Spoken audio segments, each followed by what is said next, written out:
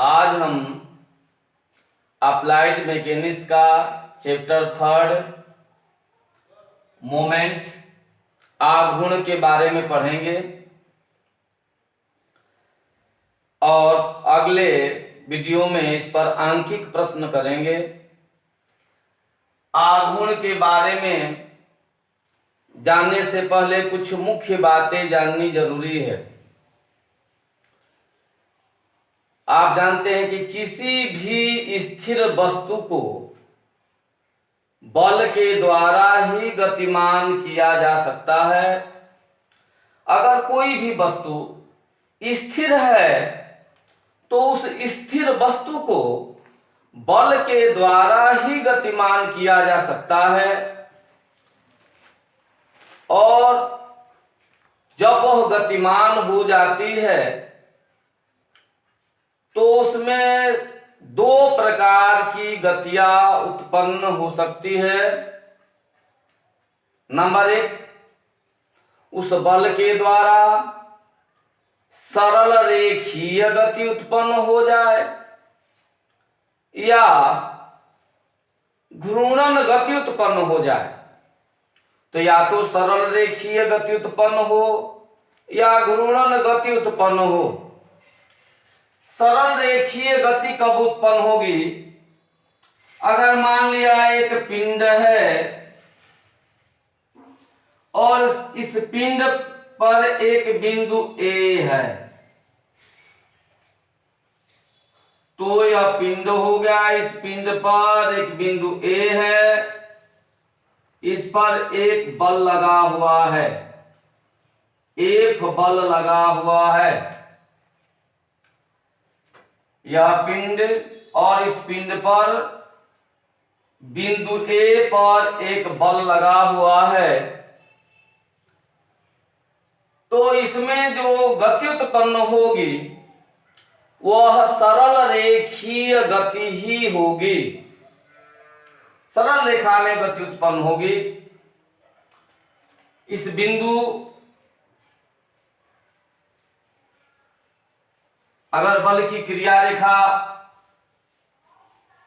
लें तो अगर इसी पर एक बिंदु अगर B हो, इसकी क्रिया रेखा पर बिंदु C हो, यानी बल की क्रिया रेखा के अनुदिश अगर यह बल लगेगा तो B और C पर भी जो गति उत्पन्न होगी वह सरल रेखीय गति ही उत्पन्न होगी। अतः बल का प्रभाव A बिंदु पर, B बिंदु पर, C बिंदु पर सरल रेखीय गति का ही होगा। अब यदि इस बल के प्रभाव को देखने के लिए हम बल की क्रिया रेखा से बाहर, बल की क्रिया रेखा से बाहर माने हट के एक बिंदु O लिया जो कि बल की क्रिया रेखा से D दूरी पर है। अगर ऐसा ले लिया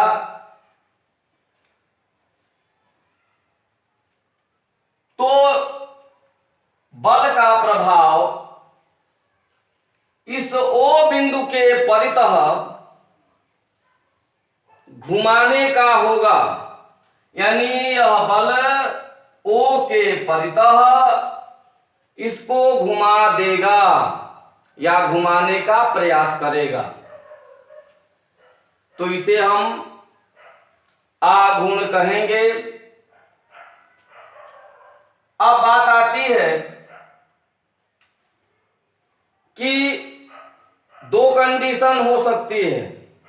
एक कि जो हमने अक्ष लिया या जो एक निश्चित बिंदु लिया, इस निश्चित बिंदु के परितः बल द्वारा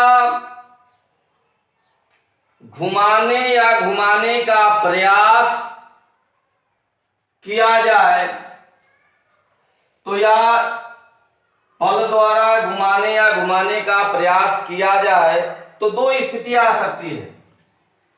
पहली स्थिति किसमें दो दो गतियां उत्पन्न हो जाएगी, एक सरल रेखीय गति और घुमाव गति, और दूसरा केवल घुमाऊ गति यानी घूर्णन गति। तो कब दोनों सरल रेखीय और घूर्णन गति दोनों उत्पन्न होगी और किस दशा में केवल घूर्णन गति ही उत्पन्न होगी।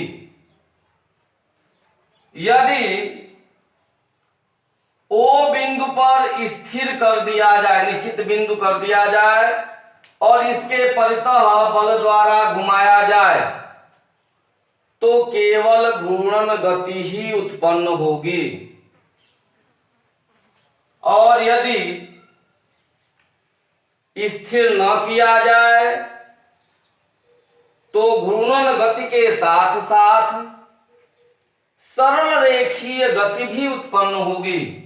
इसको जो है इस चित्र से हम देख सकते हैं, या F बल, F परिमाण का बल लगा हुआ है, अतः हम O बिंदु पर दो इसी परिमाण के बल लगा दे रहे हैं ताकि मान में कोई अंतर ना आए। एक बल F लगा दिया और उतना ही परिमाण का दूसरा बल F इधर लगा दिया, यानी अगर यह 10 न्यूटन का है तो यह भी 10 न्यूटन का बल लगा दिया। तो जितना बल ऊपर लगा रहे हैं उतना बल नीचे लगा रहे हैं तो कोई प्रभाव इस बिंदु पर नहीं पड़ेगा। अब जो है बात आती है, जब ऐसा लगा लेंगे यानी हमने बिंदु O पर मानिए तो कोई बल नहीं लगाया, क्योंकि जितना बल हमने ऊपर लगाया उतना ही बल हमने नीचे लगा दिया, समान परिमाण का बल। अब जो है ये दो बल हमने अपने मन से लगाया, एक बल A बिंदु पर पहले से लगा हुआ है, तो इसकी स्थिति देखी जाए, तीनों का एक साथ अगर अध्ययन करेंगे तो हमें देखने को मिलेगा यह बल जो है ऊपर की तरफ लग रहा है,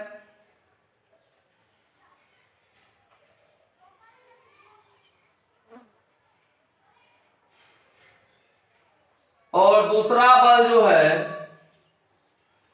वो नीचे की तरफ लग रहा है।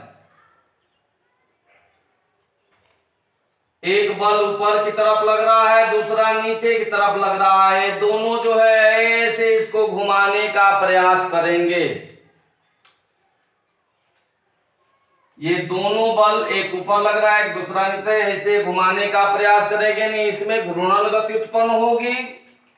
तथा इसी बिंदु पर जो नीचे की तरफ F बल लग रहा है वह ABC के अनुदिश सरल रेखीय गति करेगा, यानी यह बल सरल रेखीय गति उत्पन्न करेगा और यह दोनों बल के कारण यह पिंड में घुमाऊ गति उत्पन्न होगी। अतः अगर O बिंदु पर स्थिर कर दिया जाए तो केवल घूर्णन गति होगी, अगर स्थिर न किया जाए तो घूर्णन गति के साथ साथ सरल रेखीय गति भी होगी। अब बात आती है कि इसको समझे कैसे।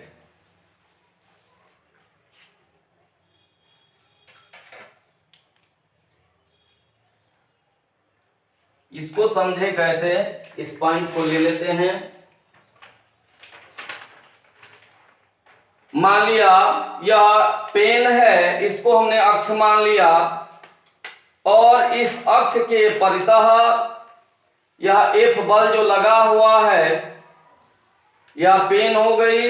इस अक्ष के परितः इस बल द्वारा इसको हम क्या कर रहे हैं, घुमा रहे हैं। तो यह अक्ष के परितः घूम रहा है। तो इस निश्चित बिंदु जो हमने लिया निश्चित बिंदु लें चाहे अक्ष लें, इसके परतः बल का प्रभाव हम देखेंगे कि बल का प्रभाव घुमाने का है। अतः बल द्वारा पिंड को किसी बिंदु या अक्ष के परतः घुमाने की प्रवृत्ति को आघूर्ण कहते हैं। बल द्वारा पिंड को किसी बिंदु या अक्ष के परितः घुमाने की प्रवृत्ति को ही आघूर्ण कहते हैं। अब जो है पॉइंट आती है कि आघूर्ण का मान कैसे निकालेंगे। तो आघूर्ण का मान निकालने के लिए जरा ध्यान से देखेंगे। यह हमारी अक्ष है, इस अक्ष से d दूरी पर बल लगा हुआ है। यह बल की क्रिया रेखा, तो बल अक्ष से d दूरी पर लगा हुआ है। इस d दूरी को बल की क्रिया रेखा से अक्ष तक की लंबवत दूरी कह सकते हैं, या निश्चित बिंदु से बल की क्रिया रेखा तक की लंबवत दूरी। अब घूर्ण निकालते समय जो बल लगाए हैं वो बल और उसमें गुणा कर देते हैं अक्ष से लंबवत दूरी का, तो हमारा बल आघूर्ण प्राप्त हो जाता है। तो उसी को हमने लिख रखा है। पूरी परिभाषा को देखेंगे। हमने पढ़ा आघूर्ण बल द्वारा पिंड को किसी बिंदु या अक्ष के परितः घुमाने की प्रवृत्ति को आघूर्ण कहते हैं। अब इसके मान की बात करें तो आघूर्ण बल तथा उस बिंदु या अक्ष से बल की क्रिया रेखा की लंबवत दूरी के गुणनफल के बराबर होता है। अब पॉइंट आती है, आपने जो है इसको समझने के लिए हमने एक दरवाजा बना रखा है। मान लो यह एक दरवाजा है जो कि ऊर्ध्वाधर दीवार पर दो कब्जों द्वारा जुड़ा हुआ है। यह एक दरवाजा है जो ऊर्ध्वाधर दीवार पर दो कब्जों द्वारा जुड़ा हुआ है, और यदि यहां पर हत्था लगा हुआ है, इस हत्थे पर F बल लगा करके इस दरवाजे को घुमाया जाए या खोला जाए चाहे बंद किया जाए, तो क्या देखने को मिलेगा कि यहां पर ये जो कब्जा, ये जो अक्ष हो जाएगा ऊर्ध्वाधर अक्ष y हमने मान रखा है। तो ये y अक्ष जो ऊर्ध्वाधर अक्ष है, इस अक्ष से बल की क्रिया रेखा तक की लंबवत दूरी दी हो गई, और यहां पर हमारा बी बिंदु पर बल लगा हुआ है। तो बल अगुणे लंबवत दूरी कर दिया F इंटू डी, तो वह इस अक्ष के परितः मोमेंट हो जाएगा, नहीं घूर्ण हो जाएगा। इसका मान हम ऐसे ज्ञात करेंगे। इसको हमने लिख रखा है, माना एक दरवाजा किसी ऊर्ध्वाधर दीवार पर दो कब्जों द्वारा जुड़ा है। तो यह हमारा दरवाजा है जो ऊर्ध्वाधर दीवार पर दो कब्जों द्वारा जुड़ा है। ऊर्ध्वाधर अक्ष y है, यहां पर लिख रखा है चित्र में, ऊर्ध्वाधर अक्ष y है। यदि एक बल F y अक्ष से लंबवत दूरी d पर लगा है, तो यहां ये y अक्ष से लंबवत दूरी डी पर यह बल लगा है, जैसा कि चित्र में दर्शाया गया है, तब बल आघूर्ण का मान वाई अक्ष के परितः निम्न प्रकार से होगा। और निम्न प्रकार से क्या होगा? मोमेंट एम बराबर बल गुणे बल की क्रिया रेखा से अक्ष तक की लंबवत दूरी, यानी एम बराबर एफ इंटू डी। अब जो है बल का मात्रक न्यूटन होता है और दूरी का मात्रक मीटर। कोई भी दूरी नापेंगे मीटर से, तो डिस्टेंस के लिए मीटर लेंगे, अतः आघूर्ण का मात्रक न्यूटन मीटर होगा। अब पॉइंट आती है, बल आघूर्ण में मेन पॉइंट यह आती है कि बल आघूर्ण का मान शून्य कब होगा? बल आघूर्ण का मान शून्य कब होगा? तो बात समझ लें, दो स्थितियों में बल का मान शून्य होगा। यदि बल F बराबर 0 कर दें तो M बराबर F इंटू डी, तो M बराबर बल को 0 हमने कर दिया इंटू डी, तो M बराबर 0 होगा। अतः मोमेंट m0 कब होगा? जब बल का मान ही शून्य कर दिया जाए। दूसरा कंडीशन, बल यदि दूरी ही शून्य कर दिया जाए, यानी d बराबर 0, तब m बराबर f इंटू डी, तो m बराबर f इंटू डी, m बराबर f इंटू डी की जगह पर 0 कर देंगे, अतः m 0 बराबर हो जाएगा 0। अतः दो कंडीशनों में जब बल को ही 0 कर दें तब भी मोमेंट हमारा शून्य होगा, और जब डिस्टेंस को ही 0 कर दें तब भी हमारा मोमेंट शून्य हो जाएगा। या जब डिस्टेंस को शून्य कर दें तो एक बात समझ में आ जाती है कि जिस अक्ष के परितः हमें उस पिंड को घुमाना है, अगर उसी पर बल लगाया जाए, यानी जो दरवाजे का हत्था है, तो हम यहां से d दूरी पर बल लगा रहे हैं, अगर इस हत्थे को कब्जे पर ही लगा दिया जाए जहां से इसको हमें घुमाना है, अगर उस कब्जे पर ही हत्था लगा दिया जाए तो दरवाजा नहीं घूम सकता। यानी डिस्टेंस अगर हम शून्य कर दें, जिस अक्ष के परितः हम घुमाना चाहते हैं अगर उसी पर बल लगा दें तो मोमेंट शून्य हो जाएगा और घूर्णन की स्थिति नहीं आएगी, घुमाव गति नहीं उत्पन्न होगी। दूसरा, मोमेंट का मान यानी आघूर्ण का मान अधिकतम कब होगा? अधिकतम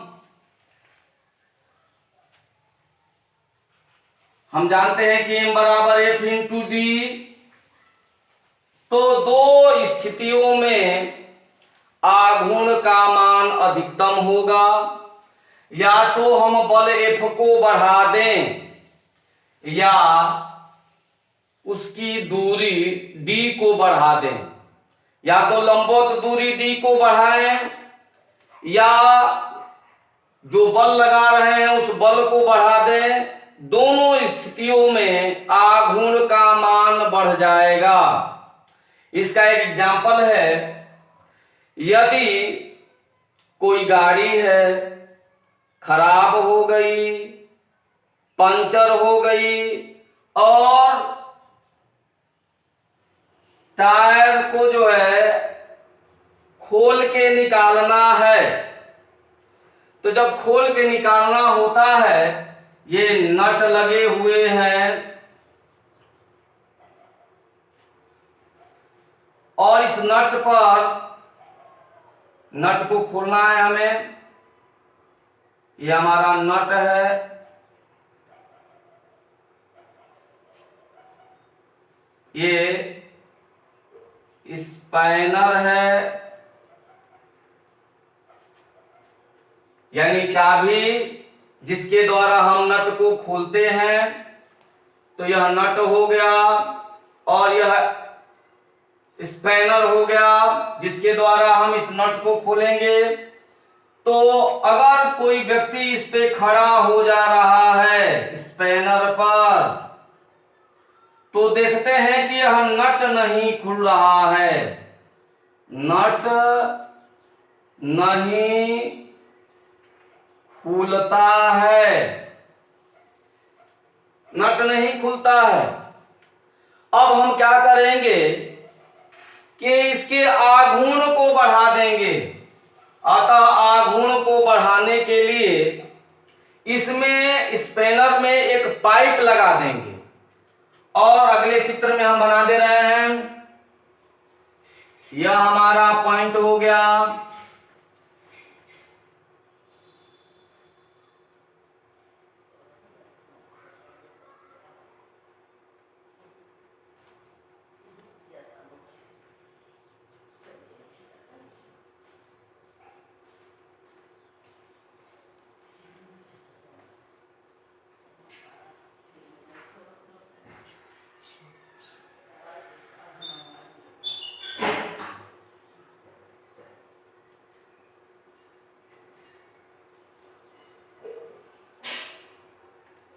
ये हमारा है स्पैनर,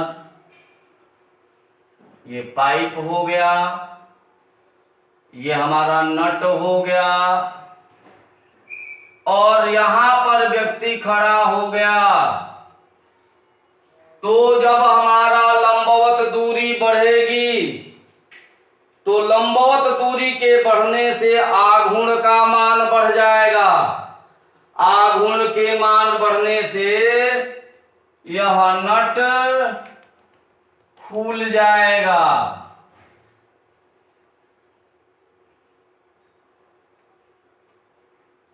नट खुल जाएगा, यानी हम डी के मान को बढ़ा करके आघूर्ण को बढ़ा सकते हैं या उस बल को ही बढ़ा करके आघूर्ण के मान को बढ़ा सकते हैं। अगले पॉइंट में यानी अगले लेक्चर में हम इस पर आंकिक प्रश्न करेंगे। आंकिक प्रश्न में हम आपको आघूर्ण के चिन्ह परिपाटी के बारे में बताएंगे, क्लॉकवाइज एंटी क्लॉकवाइज कैसे कैसे क्या होता है। तो नेक्स्ट वीडियो में बात करेंगे। तब तक के लिए धन्यवाद।